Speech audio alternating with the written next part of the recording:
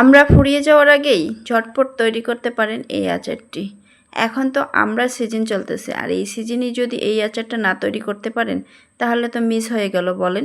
Hello viewers, আসসালামু আলাইকুম। কী অবস্থা সবার, কেমন আছেন? আশা করছি সবাই অনেক অনেক ভালো আছেন। আর আজকের ভিডিওটা শেষ পর্যন্ত দেখবেন।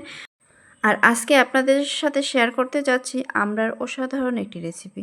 আশা করছি অনেক ভালো লাগবে, আর খুব অল্প উপকরণে তৈরি করে নিতে পারবেন, আর খুব সহজেই। প্রতিটা রান্না যদি সহজভাবে শেয়ার করা যায় তাহলে দেখেই কিন্তু বানিয়ে ফেলা যায়। তাই আর কথা না বাড়িয়ে চলেন কিভাবে আমি আচারটা বানিয়ে ফেললাম তাই দেখে আসা যাক। প্রথমে আমি 1 কেজির মতো আমড়া নিয়ে নিয়েছি, আর আমড়াগুলো সুন্দরভাবে ধুয়ে পরিষ্কার করে একদম হাত দিয়ে কষলে কষলে একদম সুন্দরভাবে পরিষ্কার করে তারপর এগুলো হচ্ছে একটু ছলাইয়ে নেব। ছলাই নেওয়ার কাজে সাহায্য করতেছে আমার হচ্ছে খালা।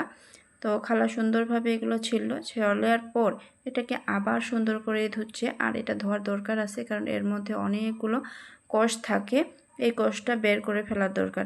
আর এদিকে খালা সুন্দরভাবে পরিষ্কার করে আমড়াগুলো একটু মাঝখানে একটু চিরচির করে দিতেছে। আর আমি এই ফাঁকে কী মশলা এই আচারের মধ্যে ব্যবহার করব সেটা হচ্ছে ভেজে নিলাম।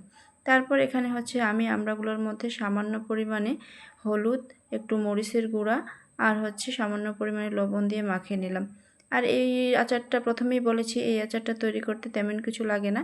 জাস্ট এখানে রসুনের কতগুলো নিয়ে নিছি, আর তার সাথে হচ্ছে সরিষার তেল, আর সেই সাথে দিয়ে দিলাম তেজপাতা, আর শেষ মুহূর্তে দিয়ে দিলাম একটু পাঁচফোড়ন দিয়ে একটু সুন্দরভাবে ভেজে নিয়ে তারপর হচ্ছে আমড়াগুলো আমি দিয়ে দিব।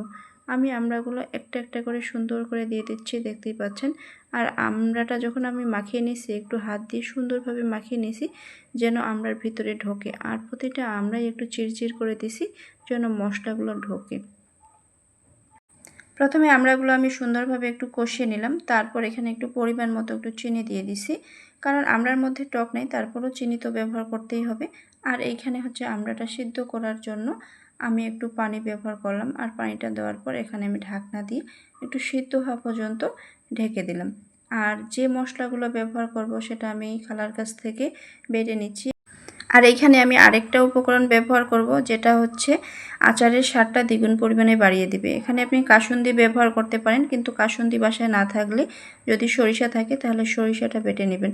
আর এখানে মোটামুটি আমার আচারটা সিদ্ধর মতো হয়ে গেছে, পানিটাও কমে এসেছে।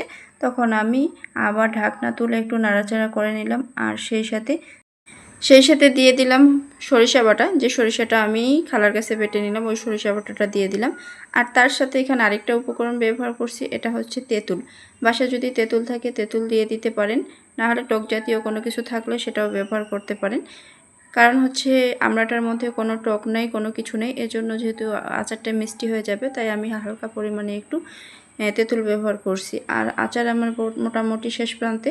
এখন হচ্ছে আমি ভাজা মশলাটা ওটা দিয়ে দিলাম, আর ভাজা মশলাটা দিয়ে এখন সুন্দরভাবে একটু নেড়ে চেড়ে মশলাগুলো সব হচ্ছে আমড়ার মধ্যে যেন মিক্সড হয়ে যায়, এইভাবে একটু হালকা হালকা করে নেব। তারপর দেখেন এই যে হচ্ছে আমার লাস্ট পর্যায়ের আচারটা এখন দেখতে অসম্ভব লোভনীয় লাগতেছে। আর দেখেই বুঝতে পারতেছেন সব কিছু এখানে মানে পানির পরিমাণ নাই, শুধু হচ্ছে তেল, কাসুন্দি আর মশলা জাতীয় সবগুলাই সুন্দর হয়ে আসছে। তারপর এই তো আমার আচারটা রেডি হয়ে গেল। তারপর আমি এখানে একটা বাটিতে, ঠান্ডা হয়ে বাটিতে একটা নিয়ে নিচ্ছি। আর এই আচারটা মিনিমাম আপনি 1 মাস খেতে পারবেন।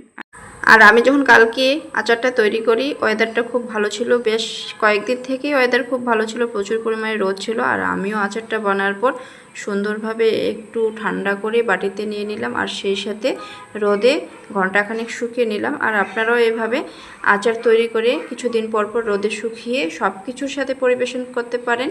তো আজকের ভিডিওটা কেমন লাগলো জানাবেন। ধন্যবাদ সবাইকে, ভালো থাকবেন।